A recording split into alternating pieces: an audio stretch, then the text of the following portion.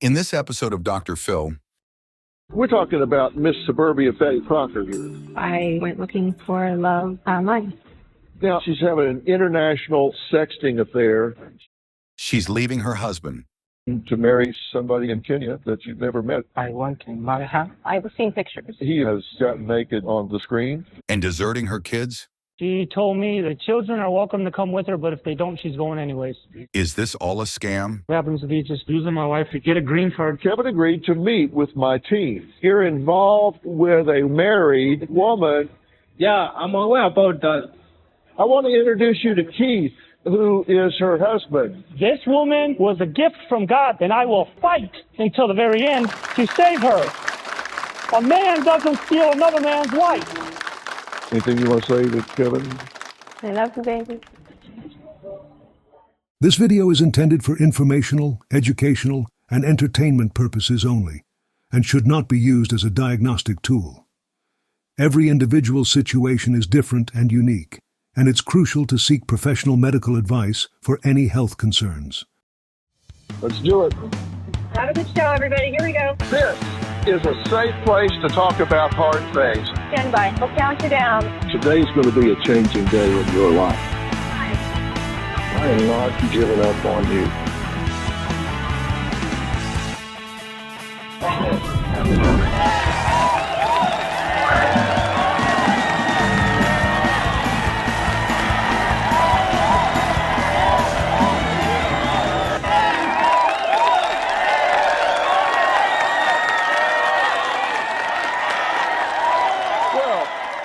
Now, Keith says he was living the American dream, raising his beautiful family with the love of his life, his wife of 18 years, Sarah.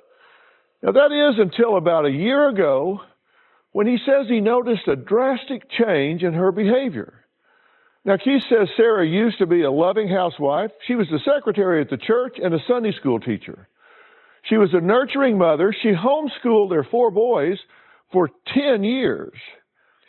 But out of nowhere, Keith claims Sarah became distant, started neglecting her parental duties, and became obsessed with her new smartphone. But he says nothing, and I mean nothing, could have prepared him for what happened a few weeks ago when Sarah announced she's no longer in love with him, wants a divorce, and is leaving him for another man. But that's not all. Sarah says the man she's madly in love with is a 26-year-old pastor who's named Kevin, and he lives in Kisii, Kenya. But here's the thing. Sarah's never even met Kevin. I know what you're thinking, but you just might be wrong this time. Keith says this whole thing is totally crazy, and what's more, it's very dangerous. He says his biggest fear is that his wife Sarah will be raped, murdered, sex trafficked, or even taken into the jungle and eaten by lions and jackals. Take a look. My wife Sarah and I have been happily married for 18 years. We have 4 beautiful boys. She was the church secretary and homeschooled our children, a perfect housewife and mother. Sarah is my best friend, the love of my life, and the gift that God gave me. 2 years ago, everything changed. She went to a Nigerian all-natural doctor for some help. She lost 15 pounds, changed her diet, and stopped breastfeeding. It wasn't physically attractive to her anymore. I was devastated. She lost interest in being intimate with me. She started buying sexy underwear. 8 months ago, I found out that Sarah was messaging and sexting African men online. We agreed to work on our marriage and went to counseling. Each day we're supposed to pray for each other. God, protect my wife from believing the lies of the enemy. Protect her from people who seek to take advantage of her or who seek to hurt her. And then the bombshell. Sarah says she no longer loves me and she wants to start a new life with some guy from Kenya named Kevin. She's never even met other than online. She said she wants to divorce me and abandon me and my 4 children. When I asked her what Kevin has that I don't, she goes, "Oh, you don't want to compare." Well, you know, the stereotype they say about African men, there's no way you can compare even if you get on Viagra. Oh, I was beyond angry. She's blinded by this guy. I think Sarah's being brainwashed. She's put me through hell right now, but I cannot say anything bad about her. I want to be the rudest, most vindictive person right now, but I can't because I love her so much. If Sarah goes to Africa, she may end up disappearing in the jungle and getting eaten by lions or jackals. I hope that Dr. Phil can help me. The Sarah that I married would have never wanted to leave me. Well, first off, I'm glad to meet you, but sorry for the occasion. I wish we were talking about damn near anything You else. ain't kidding. So you say she wants to divorce you. Has she filed? Not that I'm aware of. I know she's contacted a lawyer, and she just asked me what I would do if she gave me the papers, and I said I wouldn't sign them because I'm not ready to give up yet.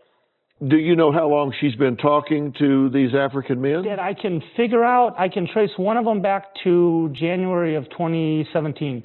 She says it goes back even farther. Okay, so somewhere in there she was talking to them that you didn't know about. Right. And you just found out about it, and she said it's been going on, you didn't know about it. I found out about it in March. We're talking about Miss Suburbia Betty Crocker here. And then all of a sudden, she's having an international online sexting affair with some guy in Kenya. Right. Well, actually, it was more than just him. Well, He's just the one that she's leaving me for. Okay, now, not only is she saying she's going to divorce and leave you, what does she say about the 4 children? She told me that the children are welcome to come with her, but if they don't, she's going anyways. So you got a mother here that's saying, I'm out of here, they can go, they can stay, whatever, I'm leaving. How about a character is that for her? Very. You checked her Facebook last Saturday, right? And she was still logged in? Yes, it was, like I say, I wasn't checking her Facebook. I went to click on the icon. She had left herself logged in. So as soon as it popped up, I went to immediately cancel all because I didn't want her to think I was spying on her, and an instant message popped No, up. I wouldn't want to upset her. I understand, but at the time we were trying to, like I say, this is before it all hit the fan. Okay, and she says that she's just not in love with you anymore. Right. And that she wants to have a completely different sex life with this Kenyan. Well, she offered at first that she would like to still stay married to me, but be married to him too, and then she could just like a snowbird, spend her summers over there and her winters over here or whatever. And when I didn't go for that, then she didn't like that. That's when the divorce came up. She said that she would choose him. I asked her, so who do you choose, me or him? She goes, you don't want to know the answer. And I said, you just gave it to me. Well, she said, this is a quote, she says, devil has taken over my husband's and he cannot perform. I need the Kenyan. Yes. What is that? I guess, I don't know what language it is, but it's African for. So the devil has taken over my. It doesn't work anymore, and the Kenyan's going to take care of her.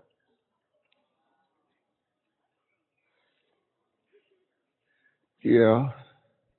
So she's insulting you as well as betraying you. Oh, that's just. I'm not even giving you the good stuff. This isn't something where she's just a little off the bubble here. This is way extreme, because that tells me something, that she hasn't just kind of drifted a little left of center. She's gone way out here, because this wouldn't even be in her vocabulary. This wouldn't be in her nomenclature to talk like this. No. So she believes that she is cheating on him with me. And I said, no, let me get one thing straight. We are married. You are cheating on me with him. Okay. And what do you do for a job? I'm a steel worker. Uh-huh. And you provided for this family. Oh, yes. And you've had these children. You've provided for them well. You've been there for her. You've been there for the children. Uh-huh. And you've not had blow-ups in your marriage along the way? No, I mean, nothing more than the usual, why didn't you put the cupcakes away, or the milk, you left the milk on the refrigerator again, that kind of stuff. I mean, no major blow-ups. That's why this came like out of nowhere. And the thing that pains me the most is the woman that I want to talk to about this, my best friend, is the one that's causing all the pain. Yeah. Let's take a break. Keith says that his wife, Sarah, loves African men because they're beautiful, exotic, sexually loose, unlike her husband Keith. Well, Sarah's here, and we're going to meet her after the break and hear what she has to say about this.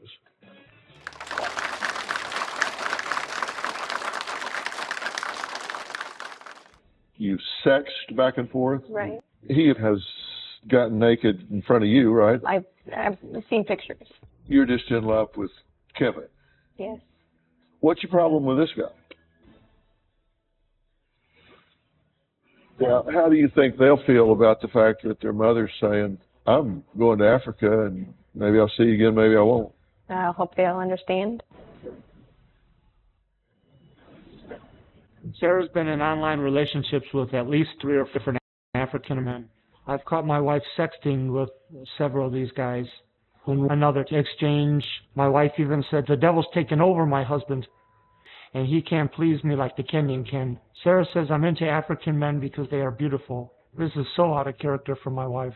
I don't even recognize her anymore.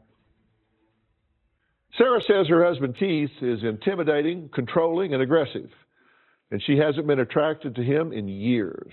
Now, to fill that void, Sarah says she began dating African men online.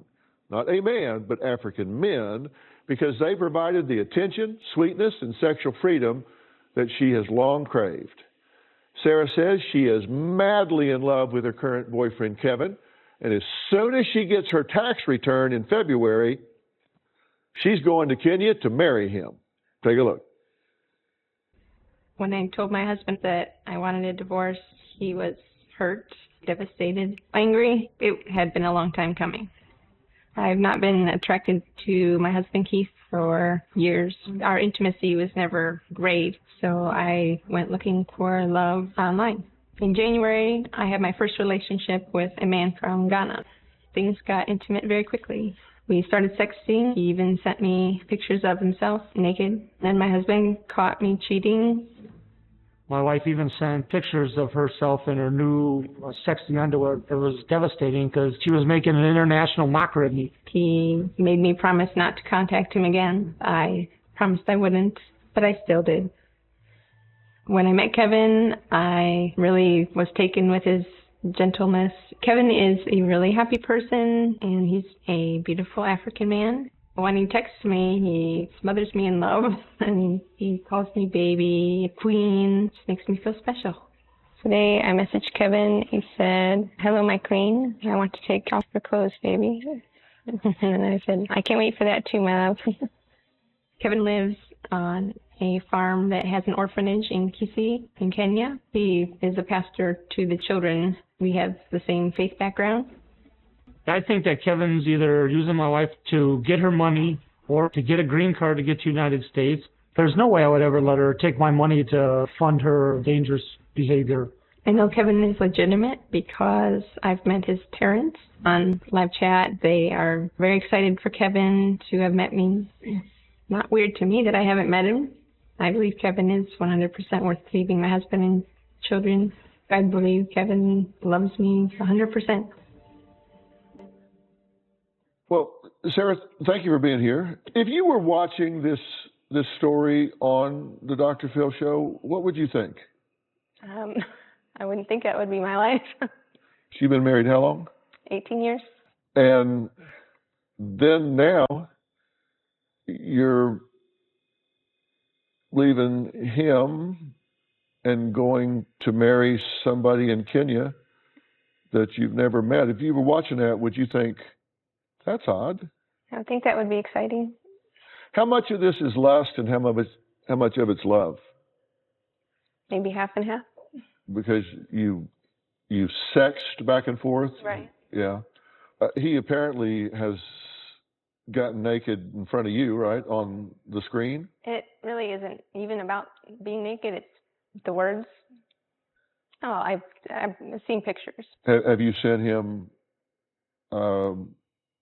nude pictures of yourself? A few, not many. What was his reaction? He liked them. Yeah. How old is he?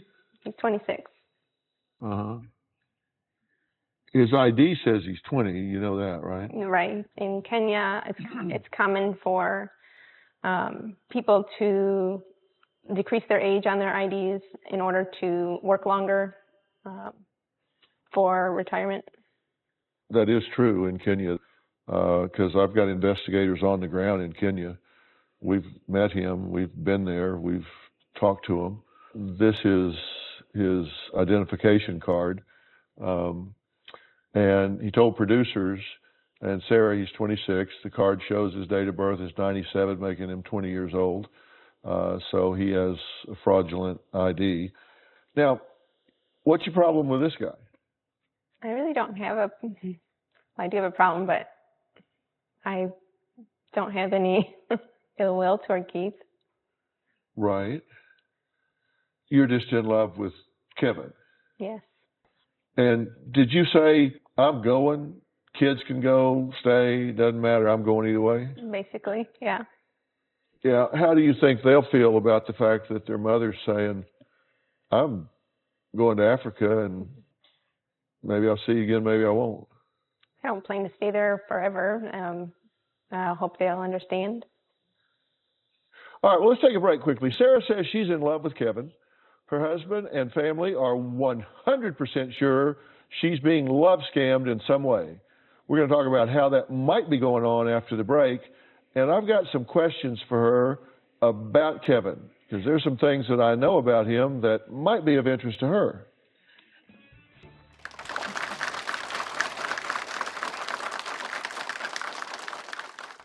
Sarah doesn't have a clue of what she's getting herself into if she moves to Kenya.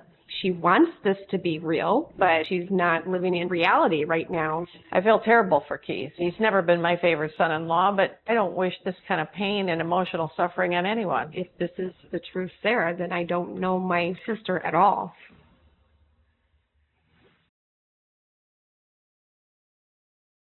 And he's 26. You're certainly old enough to be his mother. Sure. Have you ever asked yourself, why me? Sarah used to be attentive, always playing with the children. Now, Sarah has put her own needs above our children. She's stopped going to doctor's appointments, football games, parent-teacher conferences, any activity that involved the kids. She always has something better to do. We no longer have family dinners. She didn't even go to the hospital when our 5-year-old had oral surgery. She even told me that the children are welcome to come with her to Africa, but if they don't, she's going without them. Well, Sarah's sister Jennifer says she's 100% certain Kevin is scamming Sarah. She says even if Kevin is legitimate, what kind of man would ask a married woman to leave her husband and children? Now, Sarah's parents, Brenda and Jim, claim they were completely blindsided by Sarah's online affair. Jim says if Sarah really does leave for Kenya, he'll have no choice but to go after her. Take a look. I believe Sarah's being scammed. This is much more than a midlife crisis. She wants this to be real, but she's not living in reality right now. I could never imagine my sister sexting, especially being a Christian and a mother. Sarah doesn't have a clue of what she's getting herself into if she moves to Kenya. Between sex trafficking and the diseases that are out there, she is not prone to getting immunizations of any kind. Why would she go to a country where there are so many diseases? I would like to say to Kevin why you would come to my sister. He was a married woman, tried to lure her away from her husband and her children to take her to a completely different country. I feel terrible for Keith. He's never been my favorite son-in-law, but I don't wish this kind of pain and emotional suffering on anyone. If this is the truth, Sarah, then I don't know my sister at all. My biggest fear is that she will get on a plane, go to Africa, and we'll never see her again. Well, thank you all for being here, because I think this is important and timely. When we were talking with Sarah, she said that when she talked to her family, I have the quotes, but she said they were very surprised but supportive. Then we talked to you, and you were shocked and anything but supportive. So why did you say they were supportive? I meant emotionally supportive. They weren't, like, hateful toward me. They didn't beat the hell, concept of bailing on your family, That's not what I meant. your children at all. Are y'all supportive of this in any way whatsoever? No. Not at all. No. You said if she goes, you're going after her. If I came here, I can go there. Right. Yeah.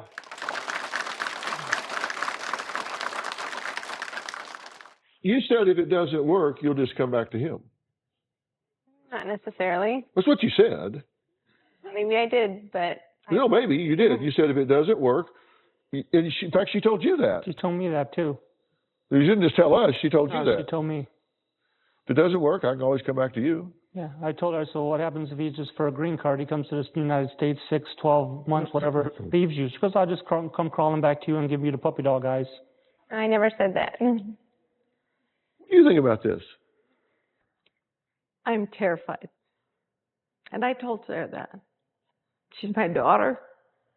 I absolutely fear for her to leave this country, to go to a strange place she's never been to, and to be only around strange people she's never met.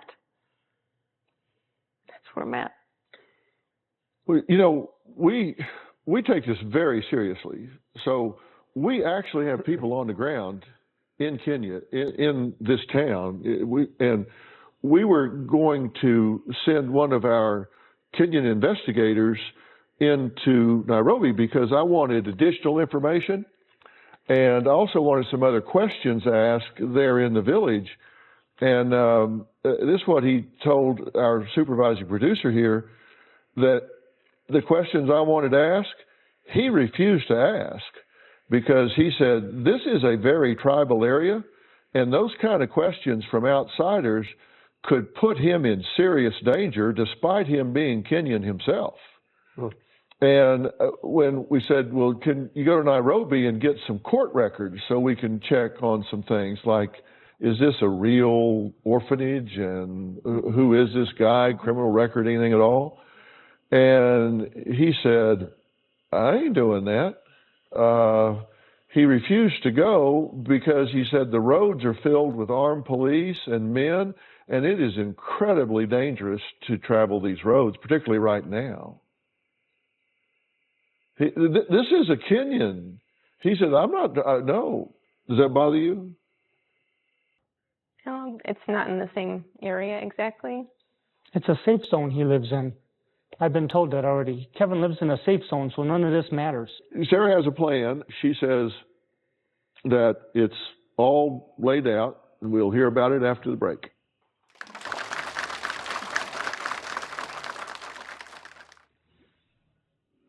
Kevin agreed to meet with my team. It's a very rural part of the country, so there are no addresses. That's Kevin.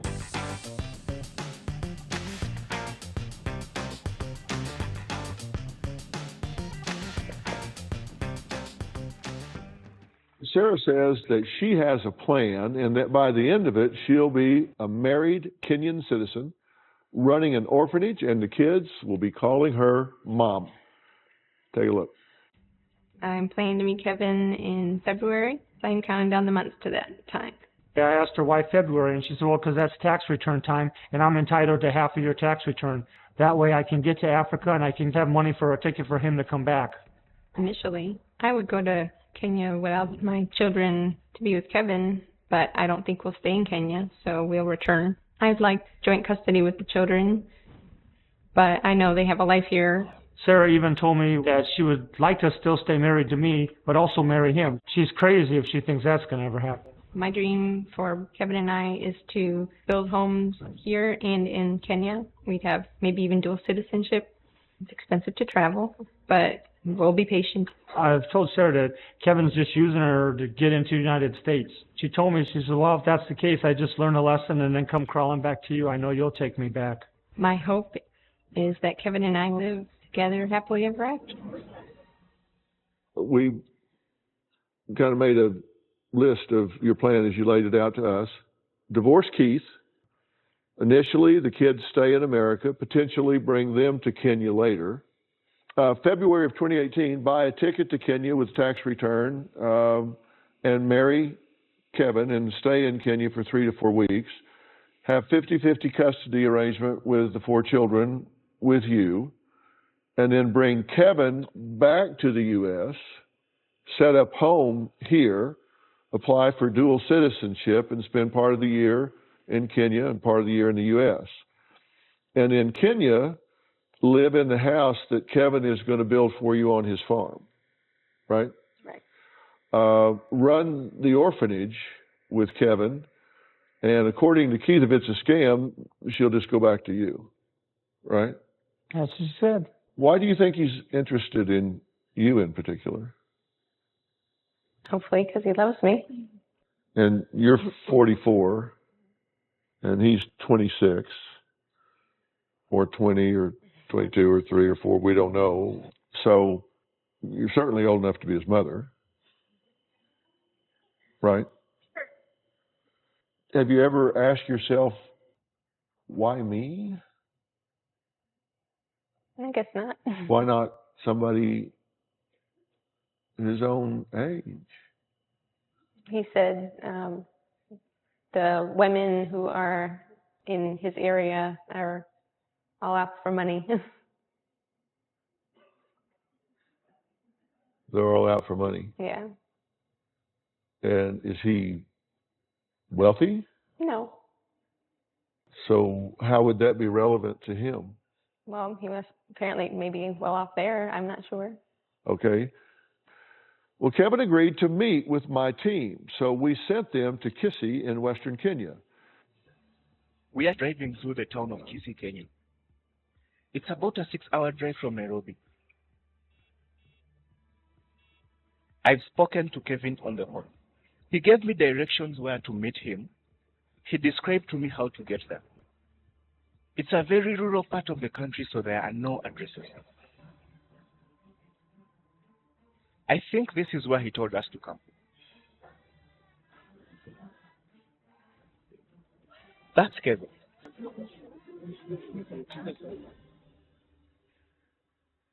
Well, as you saw, we found Kevin in the tiny village of Ogimbo, located in Kisii County, Kenya. So let's take a look. Sarah is a wonderful lady. I love her so much. She's kind, honest, faithful, beautiful, attractive. She always speaks sweet words to me. What are you doing now? Remember to take your breakfast, you know. I do FaceTime with Sarah more than 5 times a day. I can sex chat with her. I do text her good words, sweet words. Sarah told me that she's married, but she had already decided to divorce. I want to go to the US because that's where Sarah is. I want to marry her. I can be a citizen of Kenya and US. About Sarah's children, I am ready to take them because I love Sarah. Also, I love the kids. I do even talk with the kids. So I like their faces. We make fun with the kids. I am running an orphanage of 31 kids. I started the orphanage because I have a good heart. When I see children suffering, you know, on the streets, I feel like I am the one suffering. So that's why I decided to take care of those children, give them love. The future plans with Sarah is we want to be great farmers and we want to care for these kids. When I meet her face to face, I will just hold her, hug her, then I will say, welcome, my love. My love to Sarah cannot be measured. It's unconditional and long-lasting, forever and forever. Well, we're going to talk to Kevin live from his village when we come back.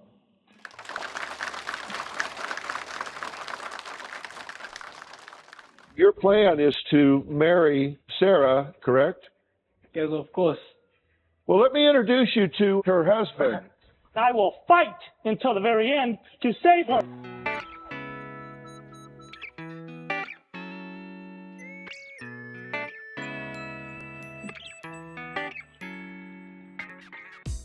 Well, it's 10 o'clock p.m. in Kenya.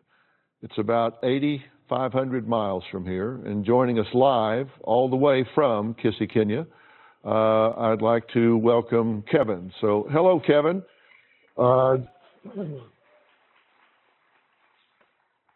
Kevin, thank you for your patience. I'm here with Sarah, her husband, Keith, her father and her mother, and her sister. And they're all very anxious to hear from you. Your plan is to marry Sarah in February, correct? Yes, of course. Are you aware that she is married, and how do you feel about that? Yeah, I'm aware about that. Well, how do you feel about the fact that you are a pastor and you're involved with a woman that is married in the eyes of God? She has loved me, so, and I have loved her too. So. Right, but she's married. She has a husband and children. But she told me that she is divorcing. That's what she told me. Well, let me introduce you to Keith, who is her husband. Okay. Say hello to Keith. Keith, what would you like to say to Kevin? Hello, Kevin.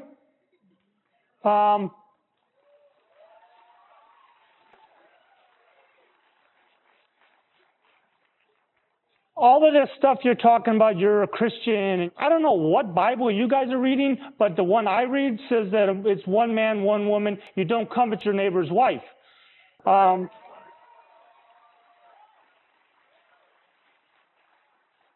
And also, I hope you don't think that I will give up willingly. This woman was a gift from God to me, and I will fight until the very end to save her. A man doesn't steal another man's wife. And if she comes to you in February, then you need to look just down the road about 2 blocks, because right behind her is going to be her husband and her father.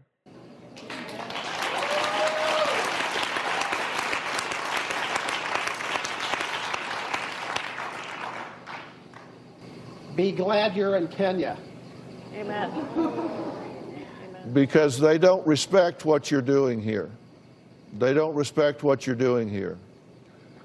I don't advocate violence. I don't incite people to violence. And I am just telling you that they are going to take whatever means necessary to protect their daughter and their wife. I love Sarah so much. She's in my heart. And I've never found another woman like her. Anything you want to say to Kevin? We hang up? I love you, baby. Okay, Kevin, I thank you for coming on and speaking with us today. Oh, thank you so much. You're welcome. So long. We'll be right back.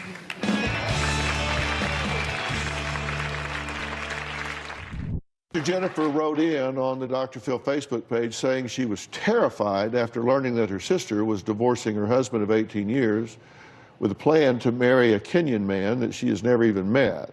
But Sarah says her marriage to Keith is just over and has even started the divorce process. What do you guys think about this? I'm still sticking to my guns. It's some kind of scam, whether to get her to the United States or get her over there for sex trafficking. I don't know, but I'm with Jim. I think it's phenomenal that he just so happens to be a pastor. He just so happens to have an orphanage, all the things that she loves. He just happens to be a farmer, which she has a great talent and ability in vegetables and gardening. It's a phenomenal idea that all these things just happen to be falling into place. I know it sounds strange, but he doesn't mean any ill will toward Keith. Oh, no. Oh, heaven forbid. No, he doesn't mean him any will. He's just going to wreck his family and leave his children without a mother and lure his wife halfway around the world. Other than that, Right. good on you. Oh, yeah, it's an everyday thing. Have you ever heard the old saying, if they'll do it with you, they'll do it to you? Yeah. You actually didn't start with him. You actually started with Eric, Right. right? Yeah. Was he Kenyan? No. Where was he? Ghanaian. He was from Ghana? Mm-hmm. Okay, and so you were at first involved with him, right? Right. And then when that fell apart, he said you were texting him. He found out about that, and so you stopped that. That fell apart some kind of way. Right. Eric got busy, so kind Okay. of fizzled out. He dropped you. Not dropped, but we're just friends now. He dropped you. I guess you could say. Okay. Who's Simon? Oh, Simon's my friend, my first friend from Ghana. He's from Ghana. Yeah. And was there one point at which you were talking to 3 different African men? I had, yeah, after Eric, I met more. You met more? Yeah. And you said you were asked why you were talking to 3, and you said, well, that way if one's busy, I can talk to one of the other ones. You talk to different friends at different times, so it's no different. We'll be right back. Okay, I'm back with a married couple, Keith and Sarah. Her father, Jim, and mother, Brenda, are here, and her sister, Jennifer, is here. Anything you want to say before I launch off here? Well, I don't think it's appropriate for television, but I'll give it a try. You know I've given you every ounce of my love. You want to destroy this family, that's up to you. I have no control over you, but I ain't going down without a fight. And Sarah right behind him. I can't in good conscience allow you to get on a plane to Kenya knowing what I know. From the terrorism to the disease that is out there. I see Kevin, he's a real person, I get that. I get that. But for you to go with your children, even in the slightest amount of danger in yourself, there is no way. You will have to they will tear me off your body. I will be at the airport. It breaks my heart for you because I feel that you're so naive, like you don't realize the dangers in front of you. And now I'm like, where are you? You could care less what I'm saying. I think you have literally lost your mind.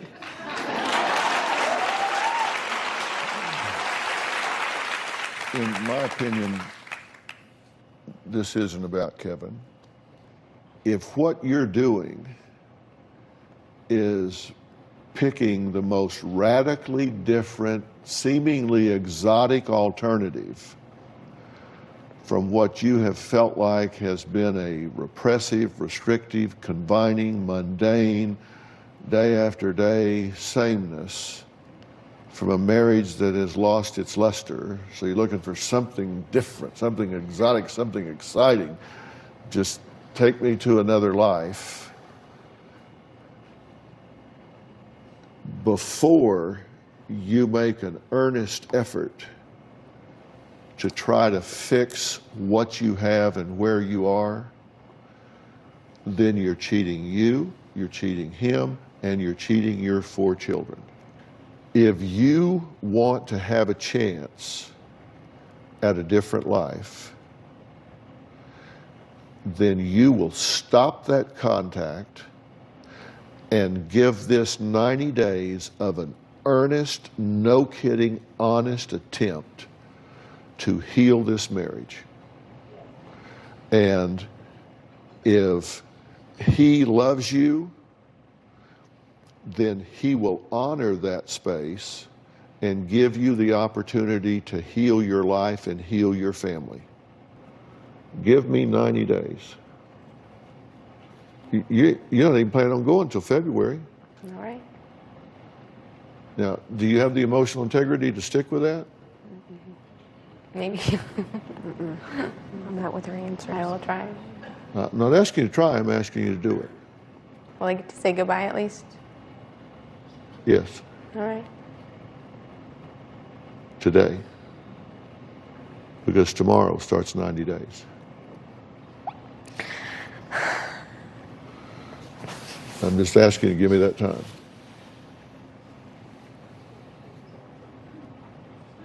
Please, sir. I'm gonna miss Kevin. She's going to miss Kevin. If it's real, he'll be there. If it's not, it wasn't what you thought it was anyway. Fine.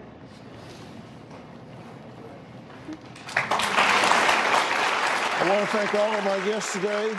We'll see you next time.